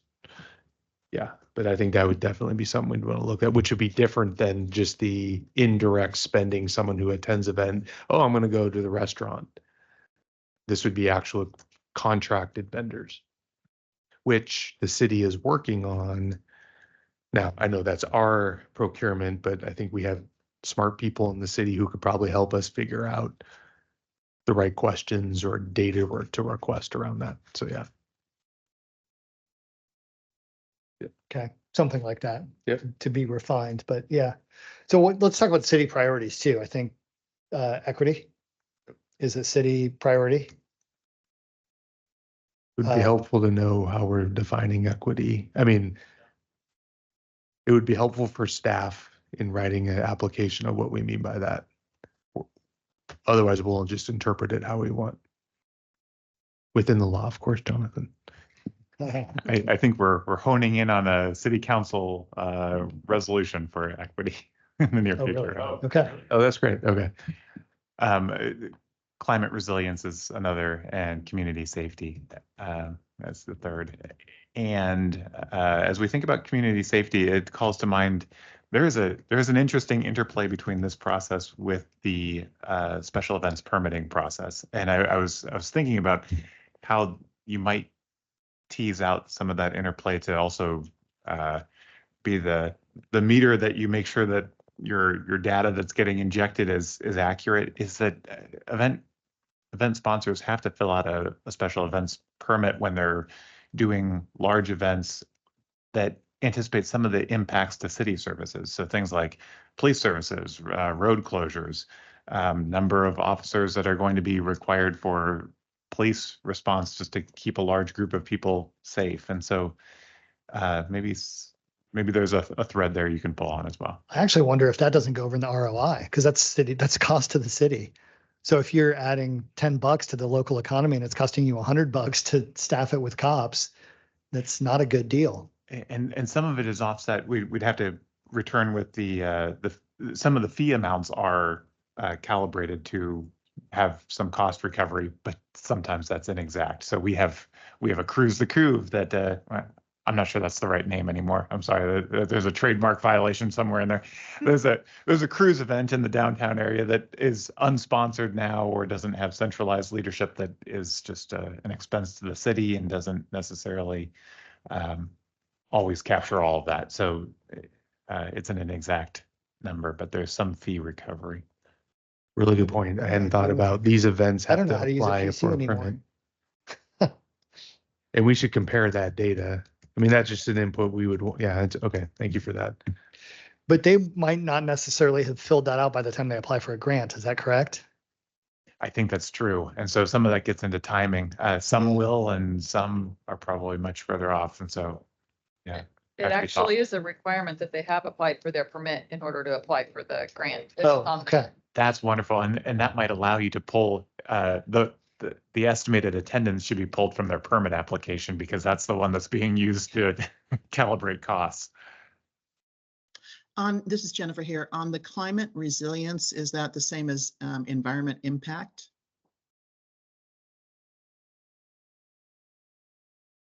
That's an So- interesting. So the city has a climate a commitment to climate greenhouse gas emissions, but there also could be adverse environmental impacts. So it's not the there's sometimes some competing definitions. When you say environmental impacts, I immediately go to like an environmental impact statement, which could be different, but and more like a land use tool. But definitely want to be thoughtful about how we term it. For sure. Yeah, just the plastic water bottles. I went to a couple of the festivals last year, and there were some that did great jobs of having recycling at their event, and there were others that were less successful. So I think that should be something to consider as well. This is one where it feels like it's a little bit more of a, it's not a numerical criteria in their application. It's tell us about how your event is meeting climate change, environmental stewardship goals. So they may say, oh, well, we have recyclable cups, or I guess they could say we have a program in place to encourage people to attend events using public transportation versus single occupancy vehicles. And so we would hear their narrative, we would read their narrative, and it's a little more subjective, but we'd give them a score based on that answer. Is that kind of how this circles? Yeah, the one I was thinking, Okay. and I believe it was the Hawaiian, when they had composting, they had recycling, they had all the different options when you were disposing of whatever you ate that day. And I was pretty impressed with the way they handled it. So interesting to know how others would handle the same situation where there's food and beverage and plastic and all that. Kind of going off of something that Temple mentioned is part of it's education too. And so, maybe not necessarily asking them, but maybe it's a multiple choice, or do we make it a requirement? every event should have recycle. I mean, I feel like that's a basic ask. Every event should have recycling at it if they're going to be selling or if there's food service. And that might actually even be a requirement in the event permit. I can't remember. And I know that if there's food at the event, they have to do certain things in that permit, but I can't recall what they are. So yeah, definitely separating out climate and environmental. And for climate, that what I think of is airplanes and, the single-use occupancy vehicles in public transportation, anything that affects the greenhouse gas reporting. And so yeah, that would be a question I would have for legal is how much can we require of certain things versus what we can't. Or could we put on just a simple question? What are you doing to reduce your carbon footprint for the hotel side when we're getting an RFP that we're bidding on? It's not an unusual ask for a client to say, what do you do at your hotel for sustainability, or what kind of things do you do? And if we just list it out and they score it how they score it.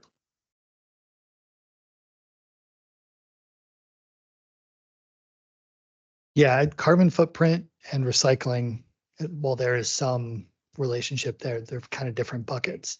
And there's some tension here. I'm just going to name it. You're asking people to come in from at least 50 miles away, but you're also asking people not to fly or drive. So until Amtrak really gets its act together, it's kind of tough. Are the Blue Angels in town? Is that? Oh, okay. I'm not used to that. What's that?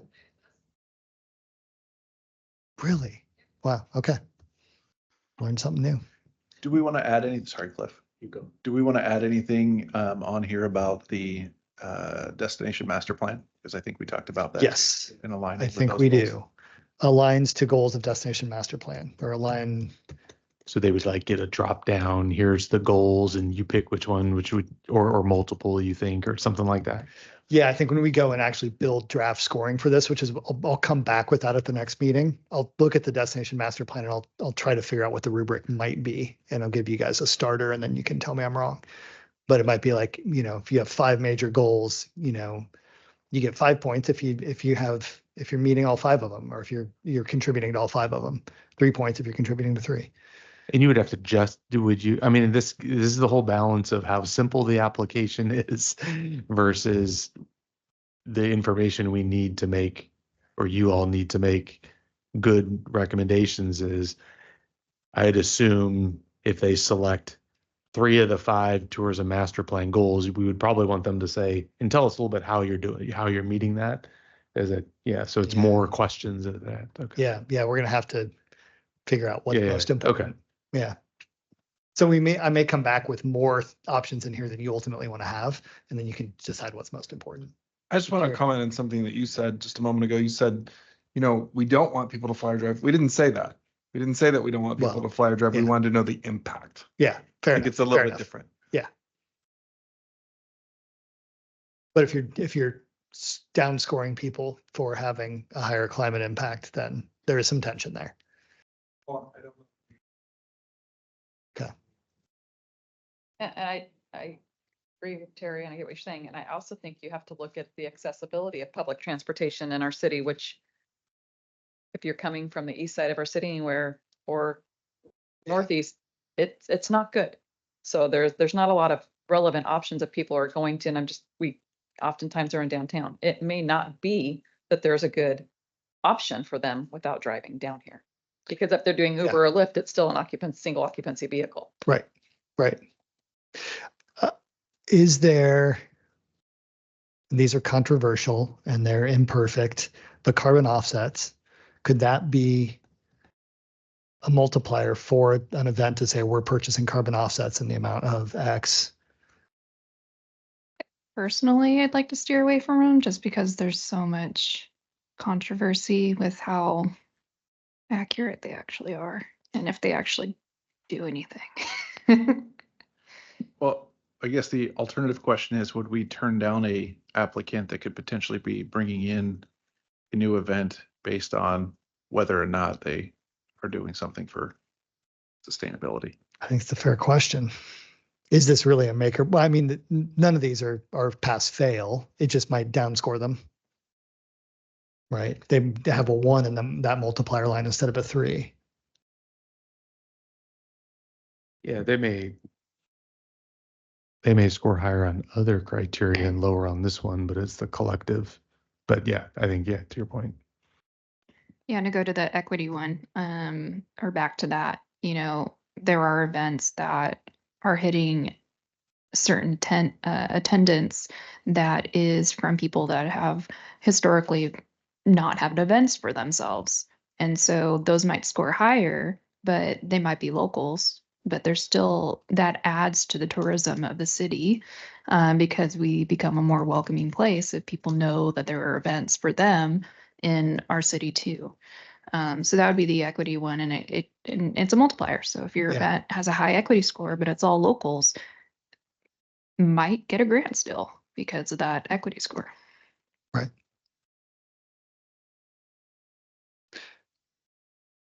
What else do we want to think about being in this column? Seasonality? Is that where you're going, Cliff?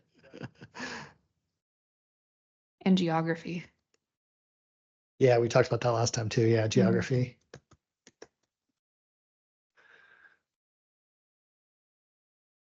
Is this where you put some sort of a criterion for new versus repeat, or Oh, addition to yeah. an existing event or something like that? Yeah, yeah. Or is that somewhere else? No, I think that's here. Trying to think how we do it, but we can figure that out later.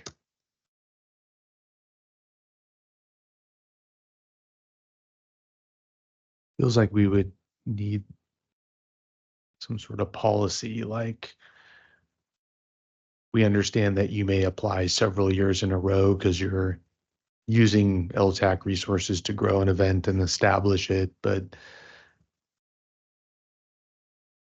our scoring criteria you'll get after 3 years, if you're coming back every, year 10, different score than if you're coming back after year 3. So it's maybe a way to do that. Or yeah. I might suggest that, I don't know, Chris, if it's you or if it's Cliff, it might be Cliff just because it's DMO to DMO, but reach out to the CEO of Visit Tualatin Valley, or the Tualatin Valley Visitors Association. Because when I was on the board there a zillion years ago, we did a grants process and we had all these criteria, and maybe he'd be willing to share the information. It's also a client of Matthews. Yeah. Oh, well, there you go. I'm going to see him tonight, so. Okay, well. Yeah, so have. He's got an event. Speedo by putting Yeah, a when I was plug in. around, we yeah. weren't working with you, but I Yeah. was Penny Bakefelt, and then gosh, what was her name? I don't remember. It doesn't matter. But yeah, but they have a pretty streamlined system through Washington County, Oregon, that works pretty well. And there's it was a declining based on your years that as you Sliding scale. sliding scale that you could only get 75%, 50%, and then by the 4th year you were done. So kind of thing. I think we talked about last time too, maybe asking them what they're doing to plan to move away from LTAC funding. So knowing that it's just going to be a limited source for a couple of years. Another thing the application did in previous years was kind of discourage the idea of a repeat application by saying, what are you doing to your existing event to add to it? Whether it's a race where you're adding a kids race or you're adding a beer garden or whatever it is, another kind of a way to encourage people to grow their events, I guess. Right. And just keep doing the same exact thing. That kind of brings forth a philosophical question and part legal, like most philosophical questions. Is this grant only for new things, right? So it's an incubator for new applications, new events, and additions to events like those things you mentioned. I think that's a policy decision. Microphone. Yeah, where the grant would be, or the application would be for that added aspect of the event, Mhm. whatever that would be, and not necessarily for the entire event. Exactly. I So, agree. we've talked about 2 different applications. Maybe one is incubator new event, and one is not reoccurring, but whatever that term would be for an event that's adding something. So that way we're not having these repeat people that come every time. They either have to be a new event or they have to be adding something to their event. And those are the only people that could apply. We definitely have questions that get at both of those, but we've been missing the criteria and the weighting around that. So I think Mhm. we can probably, if that's the policy. Yeah, that's what I'm Yeah, asking. yeah, Like, yeah, you know, yeah, what yeah. would we like to do as far as that go? Because we've been kind of flexible. It's not really written anywhere. Is that a decision that we need to make before we can really move forward? I think. So new and or expansion of current event.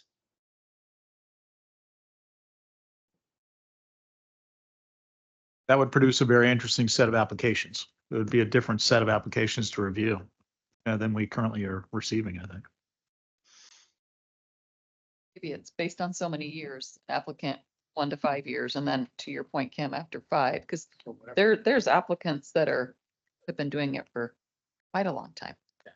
Yeah, so that's the question. Are we okay funding an event year after, like, you know, let's just say 2 years in a row? It's the same event, nothing different, but are we okay funding it multiple times? Or every year they should be doing something new or different?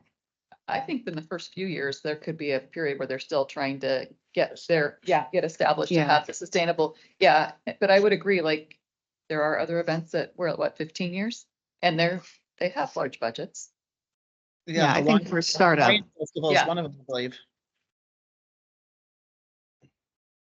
I think like the race that's in its 800th year may not need the support, but take your pick. One of the 5 that got funded this year. If something's getting its first year of funding, it's proof of concept. And then the second year, they're figuring it out. And then the third year, they're like, okay, we can actually do this. So even if they don't add something new, they can still use the support. Yeah. How many years would that be? 3 to 5, yeah. I feel like 3. And we can still think about it. You know, we don't have to make a decision today, but it's something I feel like we need to figure out and actually put a number. But- And this really gets me to, my head has been going the last couple minutes. Probably need a website. We're probably going to need to share our policy and our goals around the program much more than we do, so that we can describe the scenarios we're looking for. You'll see criteria that match it. I think that'll get to some of the communication. I don't think we can just assume in an application and criteria that people will totally get the vision that you all have for LTAC. And we'll probably need to add in some of those communication resources to this, but okay. What I was kind of picturing in my head is like we do have a website, but you know, they go to the website and there's 3 buttons. You know, I'm a startup event, or I'm a new event, I'm a startup event, I'm still in my first X number of years, or I'm a reoccurring event doing an expansion. You know, and so there's 3 different applications. They basically use the same criteria, but we have some different questions and different criteria that we could use. Just a thought.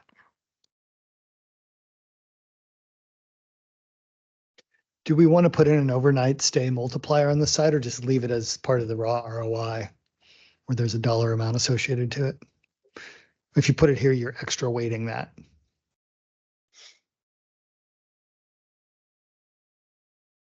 I personally would weight it a little bit heavier than a day person, because you're going to see that the actual spend per person, if they're staying here, is going to be significantly higher. I mean, I don't want to misquote what we talked about at one of the board meetings here recently with your numbers, Cliff, that you'll be able to share, but I want to say it was a third less spend for somebody that was just here for the day versus that came in overnight. Yeah, it did. So to me, it's more important, especially when we're considering, and I think it was on one of the comments that you showed earlier, the goal is to try to replenish this fund. And the way that we do that is going to be through lodging tax from people staying versus coming over for a day. And I think this is balanced by, if you're measuring local procurement, right, that gets to maybe some of the events that aren't driving overnight stays, but are helping playing that long game that I was talking about. And then this one is more for those that are replenishing the fund. You need both, really, in the long run. Or events that do both. It could be one event, but Something I've thought about too is there are events that have lots of overnight stays, but it's because of who the performance is, not necessarily the people that are coming to enjoy the event. Right. And I'm not sure if that matters or not. So like the Gershwin Jazz Festival brought in a lot of, I think I'm making it, well, it could be real. A music event that brings in performers and there's 50 performers, they stay at hotels, but that's different than you're saying the people attending the concert. Yeah.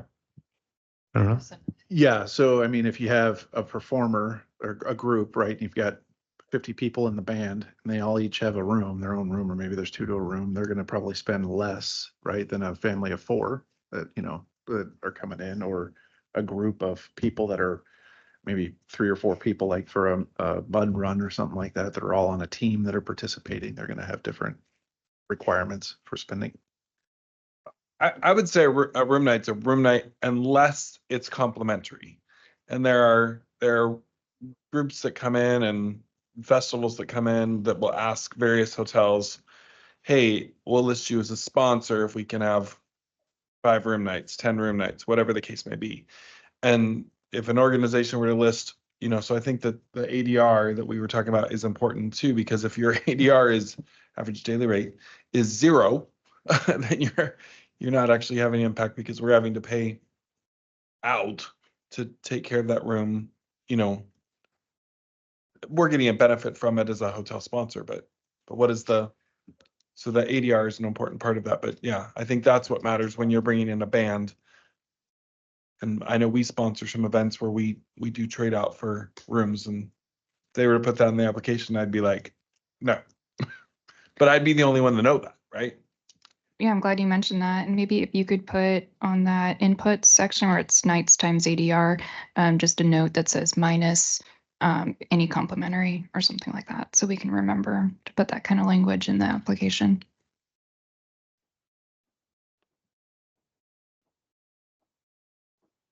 And that would also apply like to sporting events that, you get 1 comp per 10 rooms or something too, right? Or whatever the going figure is. I haven't been in sales in a while, but anyway.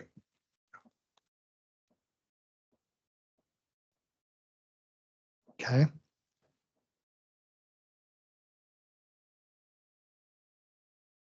I look at, oops, I look at the impact criteria, and I think you're gonna have an interesting time trying to define several of those things, like community impacts and community safety, environmental impacts and things like that. So that'll be important for us in terms of how that flushes out.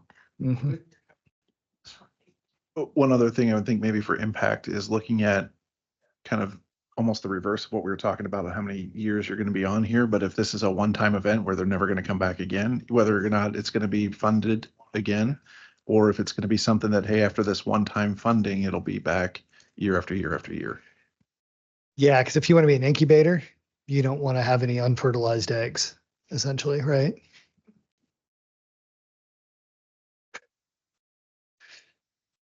Yeah, I think it's a great point.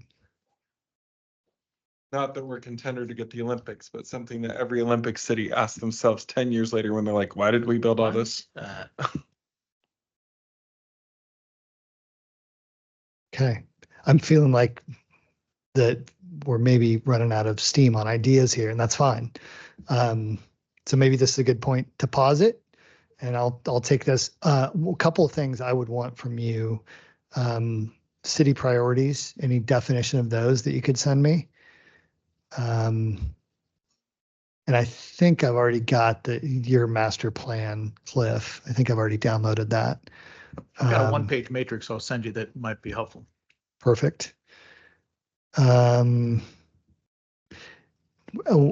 if you would be able to give me those average ADR numbers so we can sort of build a calculator just to sort of test it out next time. And one other thing, if the city could get me that application form so that I can see what's on there. I think that's it for now. Any last thoughts before I hand it back over to the chair?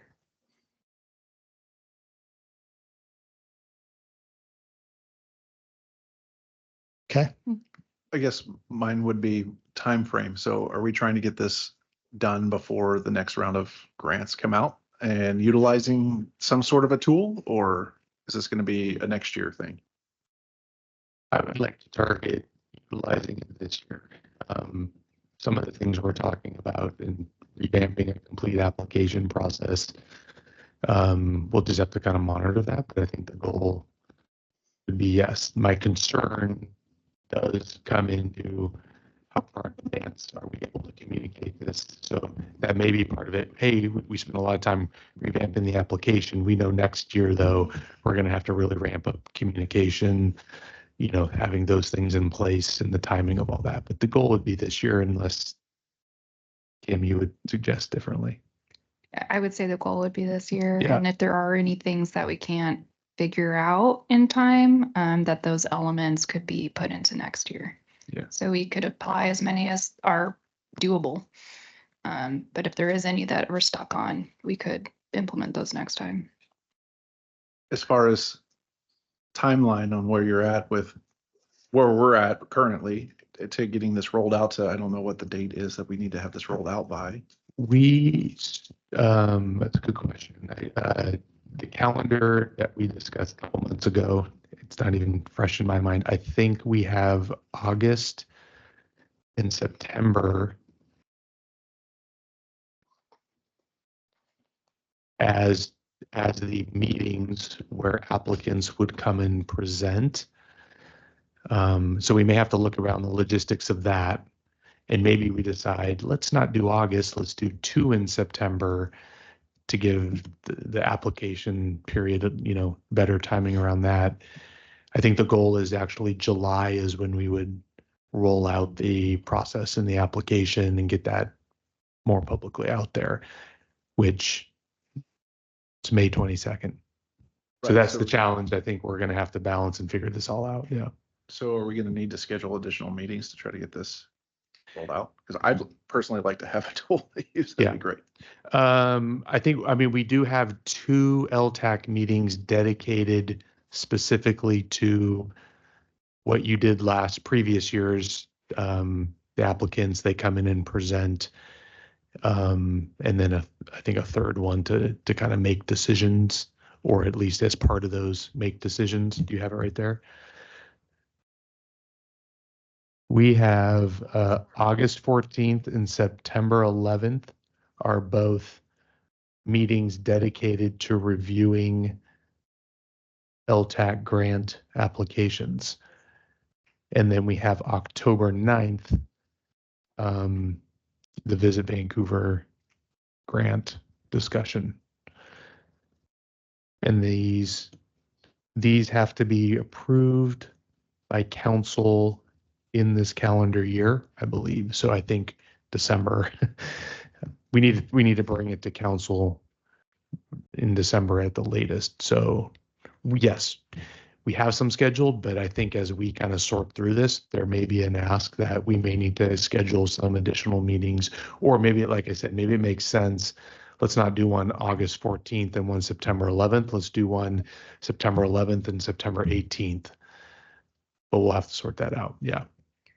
Yeah, that's something that's also been a comment I've heard from people, but I didn't see it show up. Is that the timing of our application being in summer when events are usually happening, they either don't see the application or they're just too busy because they're trying to get most events happen during the summer. And so if we could push it out to September, October before holidays start, I think we would be able to reach more people.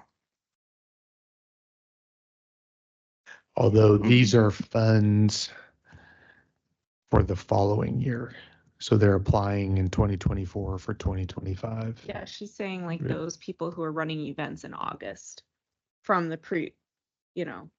that they're like busy. Oh, I see what you're saying. So, hey, August is super busy because we're focused on actually the event, so applying at the same time is a burden. Gotcha. Okay. And that maybe gets to, Carla, you mentioned, I don't know if we'll be able, I don't think we're there this year, but in a future year, talking about maybe we do grants twice a year or something like that. So, okay. Do you think that on the LTAC homepage, we could start communicating that there is going to be a new application process coming and new requirements? So to be on the lookout for this year, just to start getting people's mindset and get some of that out there, that they can be watching and mindful that there will be some changes to Kim's point, if this is quick, that they're not thinking, oh, I'm just going to copy last year's application and then be surprised. And maybe we can start, getting the word out that these changes are coming and they can be watching for them. Yeah, I can add something to the lodging tax grant program page. Also, the other thing too is it's not really like readily available. You can't find it like under any of the tabs. So I might talk to I might talk to someone and see if we can get a separate tab for that for lodging tax. Yeah, and then that way people can find a place to go. Because you do have to like go into the actual search bar to find it. So I either need to put a link somewhere to it where people would go for boards and commissions, or we need to just have a separate tab. And just on the maybe on the equity prong, part of meeting people where they're at is also maybe partnering with internal groups within the city, like our Office of Equity Inclusion, that already is doing proactive outreach to groups that we haven't traditionally seen applications from. So they can spread the word as well.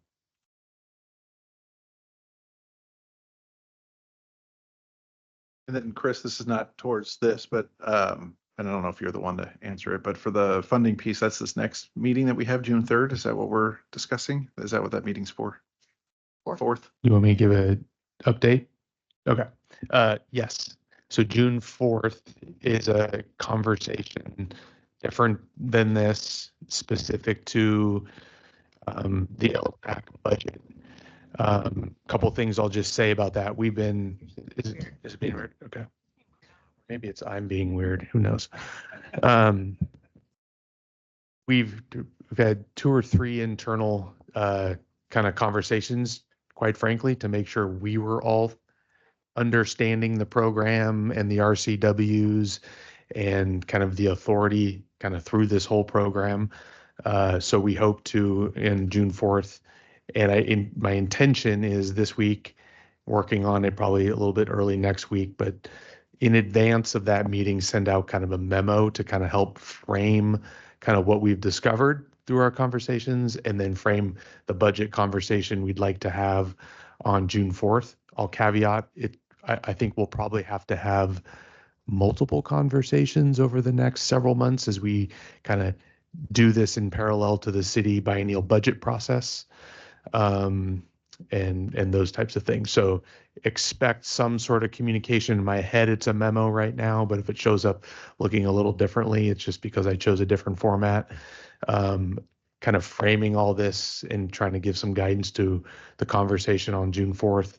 That probably won't be the only conversation about budget either, though. So yes. Any more questions? I mean, I can answer more, but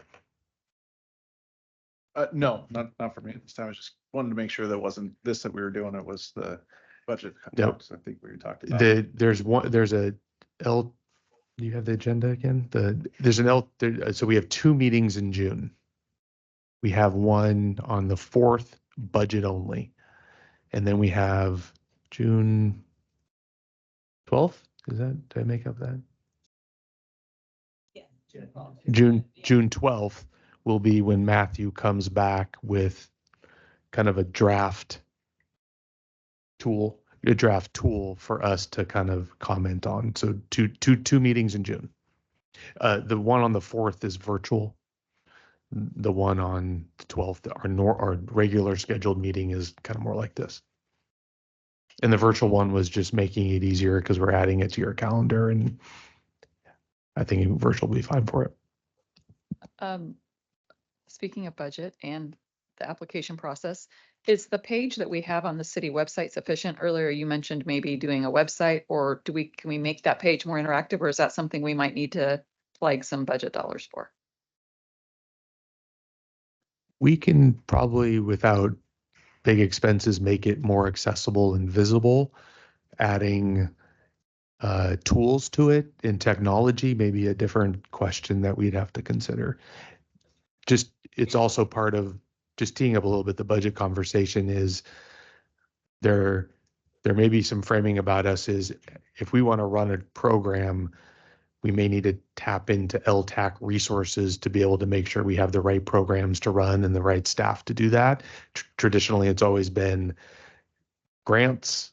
And, obviously we had the conversation about things like reserves for kind of future things.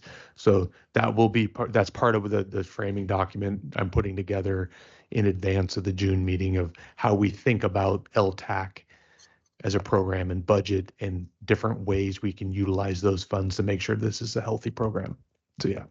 Cliff, I don't know if this is something that you can do, and I don't want you to speak for the chamber, but maybe you can talk to the chambers too.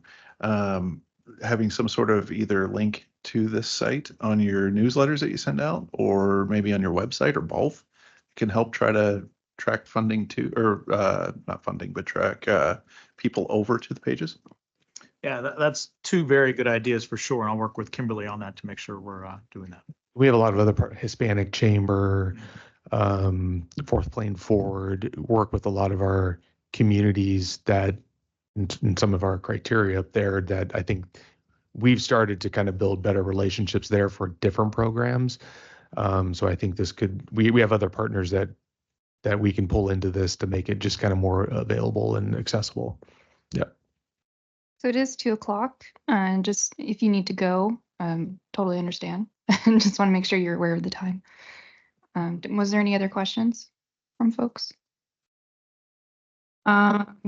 Does anyone have any other business they want to bring up? Okay, not seeing any. We'll move on to the next. Is there any public comment? And is anybody online? No? Okay. And we don't need an executive session today. So we will adjourn right at 2:00. Thank you, everyone. Thank you. Thank you.